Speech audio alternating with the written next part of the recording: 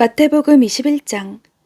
그들이 예루살렘에 가까이 와서 올리브산 기슭에 있는 벳바게에 이르자 예수께서는 두 제자를 보내시며 그들에게 말씀하셨습니다. 너희는 저 건너편 마을로 가라. 거기에 가면 나귀 한 마리가 새끼 나귀와 함께 묶여 있을 것이다. 그 나귀들을 풀어서 내게로 끌고 와라. 만일 누가 너희에게 무슨 말을 하거든 주께서 필요로 하신다고 말하라. 그리하면 나귀들을 곧 내어줄 것이다. 이는 예언자를 통해 하신 말씀을 이루시려는 것이었습니다. 시온의 딸에게 말하라. 보라, 너희 왕이 너희에게 오신다. 그분은 겸손하셔서 나귀를 타셨으니 어린 나귀, 곧 멍에 매는 짐승의 새끼다. 제자들은 가서 예수께서 시키신 대로 했습니다. 그들은 나귀와 새끼 나귀를 끌고 와서 그 등 위에 자기들의 겉옷을 얹었습니다. 그러자 예수께서 그 위에 앉으셨습니다. 큰 무리가 겉옷을 벗어 길에 폈고 어떤 사람들은 나뭇가지를 꺾어서 길에 깔기도 했습니다. 앞서가는 무리들과 뒤따라가는 무리들이 외쳤습니다. 다윗의 자손께 호산나, 주의 이름으로 오시는 분께 복이 있도다. 지극히 높은 곳에서 호산나. 예수께서 예루살렘에 들어가시자 온 성이 떠들썩해졌습니다. 사람들이 물었습니다. 이 사람이 누구요? 무리가 대답했습니다. 이분은 갈릴리 나사렛에서 오신 예언자 예수라오. 예수께서 성전에 들어가셔서 성전에서 장사하던 사람들을 모두 내쫓으셨습니다. 예수께서는 돈 바꿔주는 사람들과 상과 비둘기를 파는 사람들의 의자도 둘러 엎으셨습니다. 예수께서 그들에게 말씀하셨습니다. 성경에 이렇게 기록돼 있다. 내 집은 기도하는 집이라 불릴 것이다. 그런데 너희는 이 성전을 강도의 소굴로 만드는구나. 성전에서 눈먼 사람들과 다리를 저는 사람들이 예수께로 나아오자 예수께서는 그들을 고쳐주셨습니다. 그러나 대제사장들과 율법학자들은 예수께서 행하신 놀라운 일들과 어린아이들이 성전에서 다윗의 자손께 호산나 하고 외치는 것을 보고 화가 났습니다. 그들이 예수께 물었습니다. 이 어린아이들이 무슨 말을 하는지 들립니까? 예수께서 대답하셨습니다. 물론이다. 너희는 주께서 어린아이들과 젖먹이들의 입에서 찬양이 나오게 하셨다 하신 말씀을 읽어보지 못했느냐? 그리고 예수께서 그들을 떠나 성 밖 베다니에 가서 그날 밤을 지내셨습니다. 이른 아침 성으로 돌아오는 길에 예수께서는 시장하셨습니다. 예수께서 길가에 있는 무화과 나무 한 그루를 보고 가까이 가셨습니다. 그러나 잎사귀밖에는 아무것도 없으므로 그 나무에게 말씀하셨습니다. 다시는 내가 열매를 맺지 못할 것이다. 그러자 즉시 나무가 말라버렸습니다. 제자들은 이것을 보고 놀라 물었습니다. 어떻게 무화과 나무가 이렇게 당장 말라버렸습니까?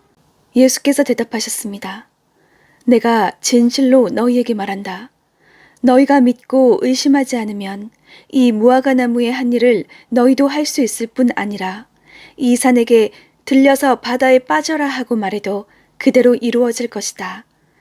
너희가 기도할 때 무엇이든지 믿고 구하는 것은 다 받을 것이다.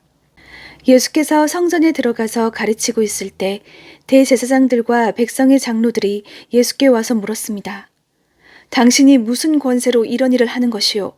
누가 이런 권세를 주었소? 예수께서 대답하셨습니다.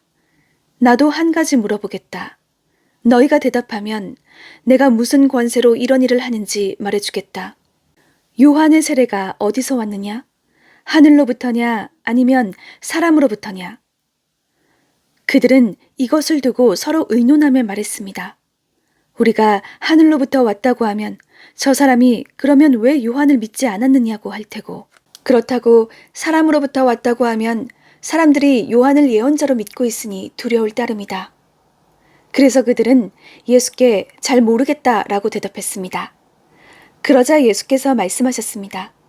그렇다면 나도 무슨 권세로 이런 일을 하는지 너희에게 말하지 않겠다. 너희는 어떻게 생각하느냐?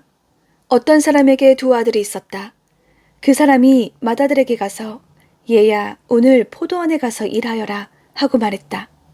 맏아들은 싫습니다 라고 대답했지만 그 뒤에 그는 뉘우치고 일하러 갔다.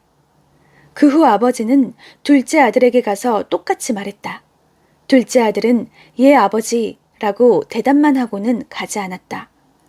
두 아들 가운데 누가 아버지의 뜻을 행했느냐? 그들이 대답했습니다. 맏아들입니다. 예수께서 그들에게 말씀하셨습니다. 내가 진실로 너희에게 말한다. 세리들과 창녀들이 너희보다 먼저 하나님 나라에 들어갈 것이다. 요한이 너희에게 의의 길을 보여주려고 왔는데 너희는 그를 믿지 않았지만 세리들과 창녀들은 그를 믿었다. 너희는 이것을 보고도 여전히 회개하지 않고 그를 믿지 않았다. 또 다른 비유를 들어보라. 포도원을 만든 집주인이 있었다. 그는 포도원 둘레에 울타리를 치고 땅을 파서 포도즙 짜는 틀을 만들고 망대를 세웠다. 그리고 어떤 농부들에게 포도원을 세주고 멀리 여행을 떠났다. 수확할 때가 가까워지자 주인은 열매 소출의 얼마를 받기 위해 자기 종들을 농부들에게 보냈다.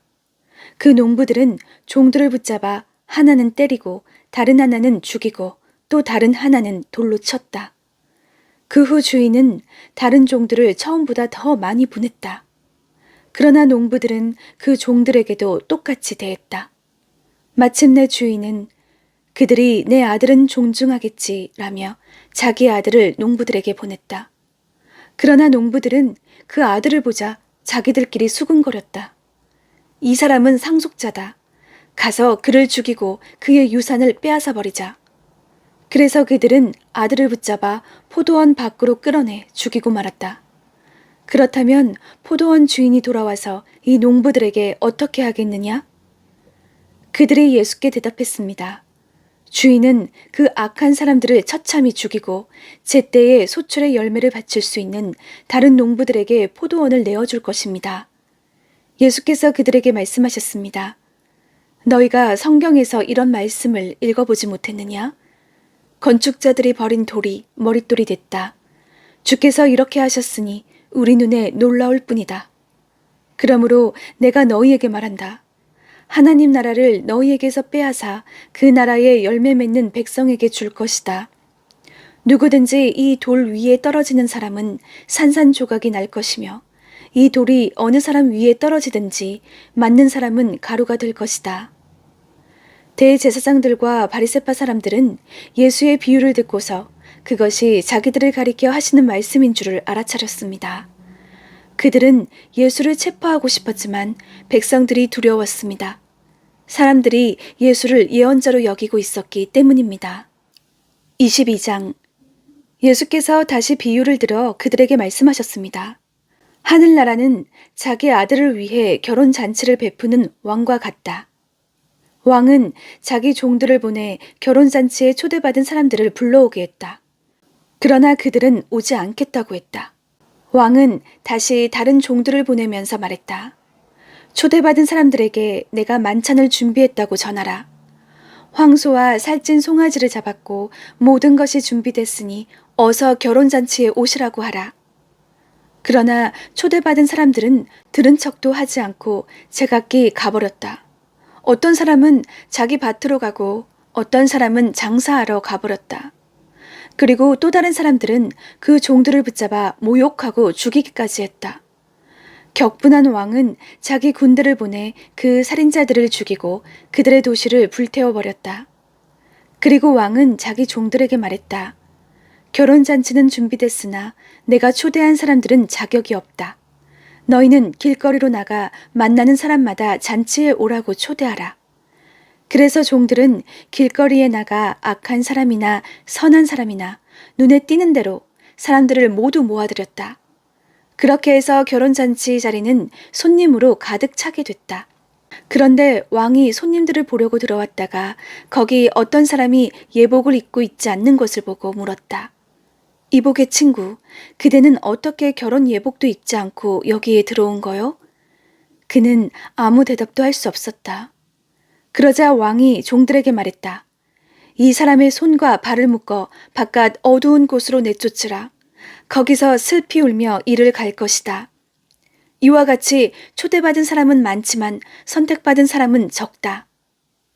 이에 바리새파 사람들이 나가 어떻게 하면 예수의 말을 트집잡아 함정에 빠뜨릴까 궁리했습니다.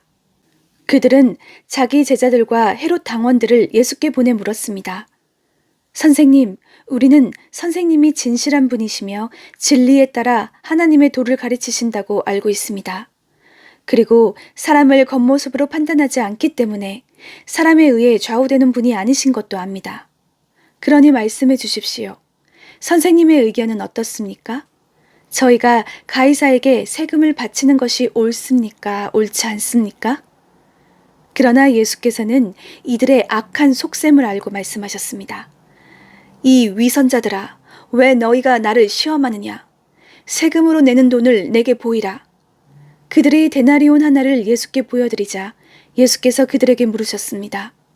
동전에 있는 얼굴과 새겨진 글자가 누구의 것이냐? 그들은 가이사의 것입니다. 라고 대답했습니다. 그러자 예수께서 그들에게 말씀하셨습니다. 그러므로 가이사의 것은 가이사에게 바치고 하나님의 것은 하나님께 바치라. 그들은 예수의 말씀을 듣고 경탄했습니다. 그리고 예수를 남겨둔 채 떠나갔습니다. 같은 날 부활이 없다고 하는 사두개파 사람들이 예수께 와서 질문했습니다. 선생님, 모세는 남자가 자식 없이 죽게 되면 그 동생이 형수와 결혼해서 형을 위해 자식을 낳아 주어야 한다고 말했습니다. 그런데 우리 가운데 7형제가 있었습니다. 첫째가 결혼해 살다가 죽었는데 자식이 없었기 때문에 그 동생이 형수를 맡게 됐습니다. 그런데 둘째에게도 셋째에게도 계속해서 7째에 이르기까지 똑같은 일이 일어났습니다.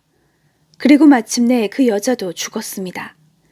7사람 모두 그 여자와 결혼했으니 그렇다면 부활 때에 그 여자는 7형제 가운데 누구의 아내가 되겠습니까? 예수께서 대답하셨습니다. 너희가 성경이나 하나님의 능력을 모르기 때문에 잘못 생각하고 있구나. 부활 때는 사람들이 시집도 장가도 가지 않는다. 그들은 하늘에 있는 천사들처럼 될 것이다. 그러나 죽은 사람의 부활에 대해 말하자면 하나님께서 너희에게 하신 말씀을 읽어보지 못했느냐? 나는 아브라함의 하나님, 이삭의 하나님, 야곱의 하나님이다 라고 하셨으니 하나님은 죽은 사람의 하나님이 아니라 산 사람의 하나님이시다. 무리가 이 말씀을 듣고 예수의 가르침에 놀랐습니다. 예수께서 사두개파 사람들의 말문을 막으셨다는 소문을 듣고 바리새파 사람들이 함께 모였습니다. 그들 가운데 율법 교사 한 사람이 예수를 시험하려고 질문을 던졌습니다. 선생님, 율법 가운데 어느 것이 가장 중요한 계명입니까? 예수께서 대답하셨습니다. 내 마음을 다하고 내 생명을 다하고 내 뜻을 다해 주 내 하나님을 사랑하여라. 이것이 가장 중요하고 으뜸되는 계명이다. 그리고 둘째 계명도 이와 같다. 내 이웃을 내 몸처럼 사랑하여라. 모든 율법과 예언자들의 말씀이 이 두 계명에서 나온 것이다. 바리새파 사람들이 모여 있을 때 예수께서 물으셨습니다. 너희는 그리스도를 어떻게 생각하느냐? 그가 누구의 자손이냐? 그들은 다윗의 자손이십니다. 하고 대답했습니다. 그러자 예수께서 그들에게 말씀하셨습니다. 그렇다면 어떻게 다윗이 성령의 감동으로 그를 주라고 불렀느냐? 그가 말하기를 주께서 내 주께 말씀하셨다. 내가 내 원수들을 내 발 아래에 굴복시킬 때까지 너는 내 오른편에 앉아 있어라 라고 했다. 다윗이 그리스도를 주라고 불렀는데 어떻게 그리스도가 다윗의 자손이 되겠느냐? 그러자 아무도 예수께 한마디 대답조차 할 수 없었습니다. 그날 이후로는 감히 예수께 묻는 사람이 없었습니다.